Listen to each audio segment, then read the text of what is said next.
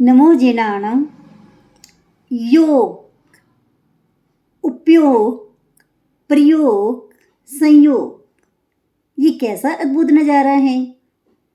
Doctor Somvir जी आचार्य जो योग को पूरे विश्व में फैला रहे हैं और नेट परीक्षा के परीक्षार्थियों के लिए अद्भुत सहयोग दे रहे हैं और उनके जो प्रवचन है, जो उपदेश है, इस समय भगवत गीता शुरू की हुई है बड़े ही सरल उत्तम तरीके से, जिसको हम सुनते ही समझ में आ जाता है।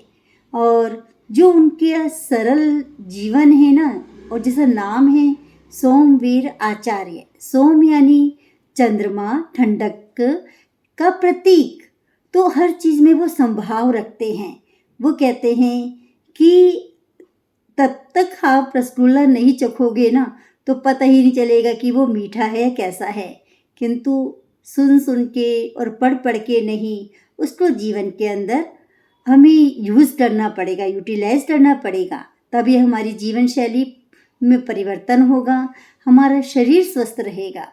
तुम अनेक काम करते हो, अनेकों कामों में सबसे पहला है अपने शरीर के प्रति सावधानी रखना। उसको कैसा चाहिए, कैसा नहीं चाहिए, उसी प्रकार से उसको दीजिए। वैसे तो हमारे समस्त चारों तरफ इतने विषय विकार सब चीज़ें भरी हुई हैं, जैसे 5 इंद्रियों के 23 विषय और 240 विकार।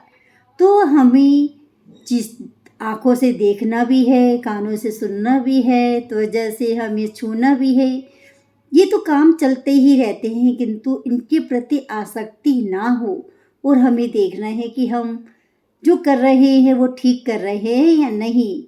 तो विवेक रखें। जयम चरे जयम चिट्ठे जयम आसे, तो ये 10वें कालिक सूत्र का एक सिद्धांत है कि हमें कैसे बैठना चाहिए, कैसे पढ़ना चाहिए, कैसे खाना चाहिए। तो अगर हमने इसमें सावधानी रखी तो हमारा जीवन नैया भी पार हो जाएगी, सबकी हो जाएगी। तो डॉक्टर सोमवीर आर्य जी के जितने भी लेक्चर थे यूजीसी की गाइडलाइन के अंतर्गत, तो मैंने उसको श्रवण किया, उनके नोट्स बनाए और नेट परीक्षा भी पास करी।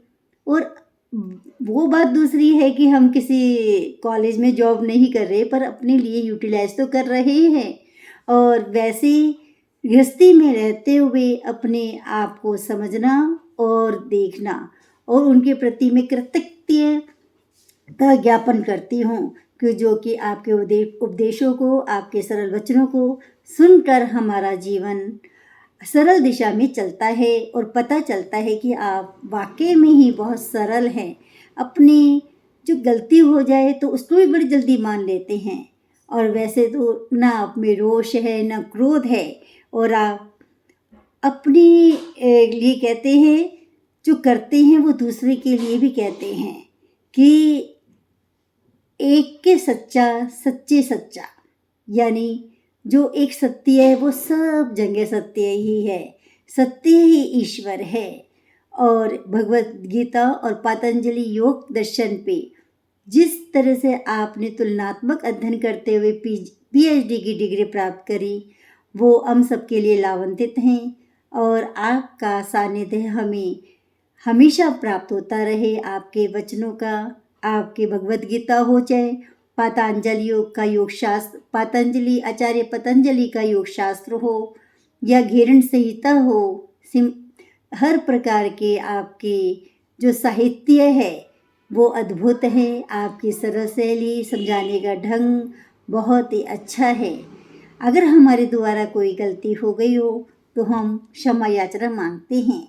ये सोमवीर आचार्य जी आपका मन पावन, ठंडा, प्रकाश, सबको शीतलता देने वाला है, सबको नई राह दिखाने वाला है। न तेसु रजियब्बम न सज्जियब्बम न रुसियब्बम न हिलियब्बम, यानी ना तो शब्दों में रक्त बने, न उनके प्रति आकृष्ट हो, न मन में राग के संकल्प जगा दें।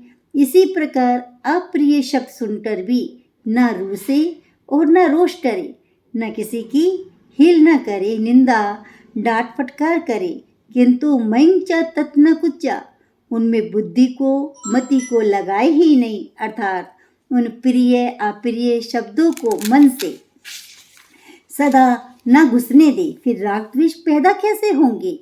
तो यही बात तो श्री कृष्ण अपने अर्जुन को कहते हैं कि हे अर्जुन, तू अपना कर्तव्य कर, ये मत देख कि किसी की हम निंदा ना करें और ना ही प्रशंसा करें, उसमें संभाव रखिए, अपने कर्तव्य का पालन करो और युद्ध करो। ये तो तुम्हारा अपना कर्मठ है कि